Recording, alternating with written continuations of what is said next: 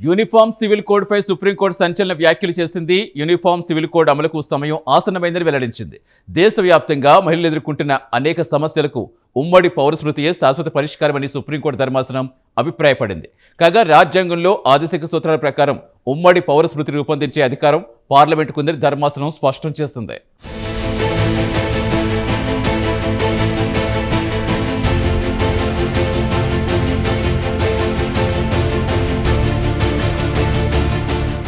Uniform civil code మరోసారి తెర మీదకి వచ్చింది. యూనిఫామ్ సివిల్ కోడ్ని ఉమ్మడి పౌర స్మృతి అని కూడా అంటారు. కాగా ముస్లిం మహిళల పట్ల వివక్ష చూపుతున్నట్టు 1937 నాటి షరియత్ చట్టంపై ఆరోపణలు చాలా కాలంగా ఉన్నాయి. ఈ నేపథ్యంలో షరియత్ చట్టం నిబంధనలను సవాల్ చేస్తూ సుప్రీంకోర్టులో ఇటీవల ఒక పిటిషన్ దాఖలైంది. తాజాగా ఈ పిటిషన్ సుప్రీంకోర్టు ధర్మాసనం విచారణను చేపట్టింది.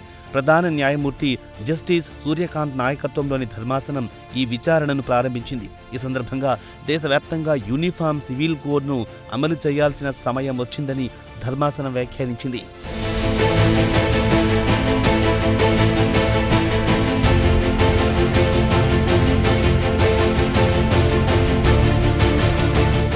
కాగా పిటిషన్ విచారణ సందర్భంగా ప్రధాన న్యాయమూర్తి జస్టిస్ సూర్యకాంత్ కీలక వ్యాఖ్యలు చేశారు. ఒకవేళ 1937 నాటి షరియత్ చట్టాన్ని కొట్టివేస్తూ ముస్లిం మహిళల వారసత్వ హక్కులను పరిరక్షించడానికి మరో చట్టం అందుబాటులో లేదని జస్టిస్ సూర్యకాంత్ వెల్లడించారు. దీంతో చట్టపరమైన శూన్యత ఏర్పడుతుందని జస్టిస్ సూర్యకాంత్ ఆందోళన వ్యక్తం చేశారు. అలాగే ముస్లిం మహిళలు ఇప్పుడు పొందుతున్న హక్కులను కూడా కోల్పోయే ప్రమాదకర పరిస్థితి రాకూడదని జస్టిస్ సూర్యకాంత్ అభిప్రాయపడ్డారు. కాగా ముస్లిం మహిళలు ఎదుర్కొంటున్న సమస్త సమస్యలకు యూనిఫామ్ సివిల్ కోడే శాశ్వత పరిష్కారమన్నారు ప్రధాన న్యాయమూర్తి జస్టిస్ సూర్యకాంత్. కాగా యూనిఫామ్ సివిల్ కోడ్ను రూపొందించడం అంటే చిన్న విషయం కాదన్నారు ఆయన. రాజ్యాంగంలోని ఆదేశిక సూత్రాల ప్రకారమే యూనిఫామ్ సివిల్ కోడ్ను రూపొందించుకునే అధికారం భారత పార్లమెంటుకు ఉందని సుప్రీంకోర్టు ధర్మాసనం వెల్లడించింది.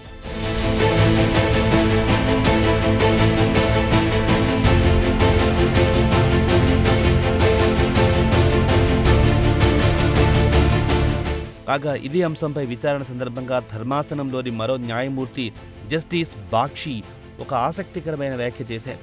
ఒక పురుషుడికి ఒకే భార్య అనే నిబంధన సమాజంలోని అన్ని వర్గాలకు సమానంగా వర్తించడం లేదని ఆయన వ్యాఖ్యానించారు. దీంతో సామాజిక అసమానతలు పెరుగుతున్నాయన్నారు. కాగా ఇటువంటి అసమానతలు తొలగించాల్సిన బాధ్యత భారత ప్రభుత్వంపై ఉందని న్యాయమూర్తి జస్టిస్ బాక్షి వెల్లడించారు.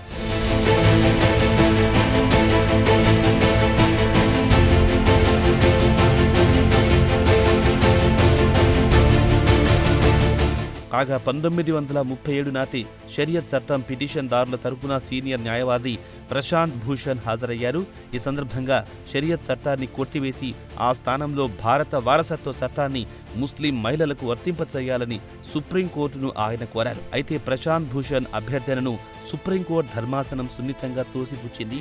ఈ నేపథ్యంలో యూనిఫామ్ సివిల్ కోడ్ అంశం ప్రస్తావనకు వచ్చింది. యూనిఫామ్ సివిల్ కోడ్ను రూపొందించే విషయంలో పార్లమెంట్ విజ్ఞతతో వ్యవహరించాలని సుప్రీంకోర్టు ధర్మాసనం సూచించింది.